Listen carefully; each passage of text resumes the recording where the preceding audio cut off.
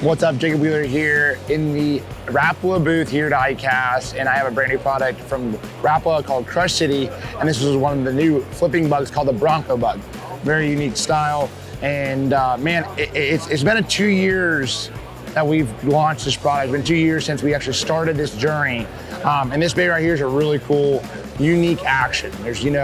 There's a dolphin kicking action that's associated with this bait. It comes in as an undulating action, but in addition to that, it has some really cool features that the consumers should appreciate.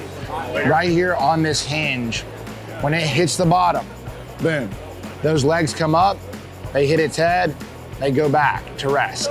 And then that's something that was just like a crawfish going in defensive position, bass follows it to the bottom. A lot of our bites come in the fall or the initial time when it hits the bottom, that fish is there looking at it. And with forward-facing sonar over the years, you're able to see how many fish actually follow your lure.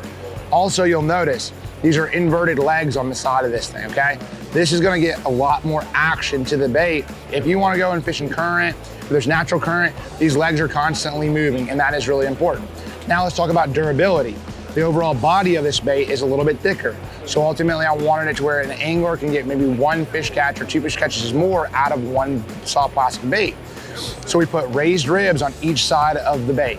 That allows for the angler to expose on that raised rib portion, whether you're using a wide gap hook or a straight shank hook. And then when you rip that raised rib portion, you can expose back into the body or the opposite side. So that was really the mindset behind it, but it's definitely a plastic that, I mean, for me, it's showing the fish something different, and they've definitely not seen it in the States. It's really something cool.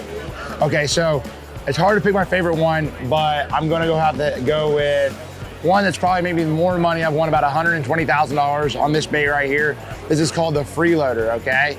And originally, of course, designing something for the back of a vibrating jig, a scrounger, a back of a spinnerbait, but as well as you casting this out and imparting action into it itself, like on a spinning rod, a finesse tactic. If you watch any of the Bass Pro Tour content and you watch any of that live footage, I absolutely killed them out there on Gunnersville on this bait right here. You're pairing this up with a jig head and ultimately imparting action. This is a very unique technique, and it just absolutely has shown me so many great big fish. I think I've caught 30 bass over 5 pounds. Now, let's dive into this lure a little bit more.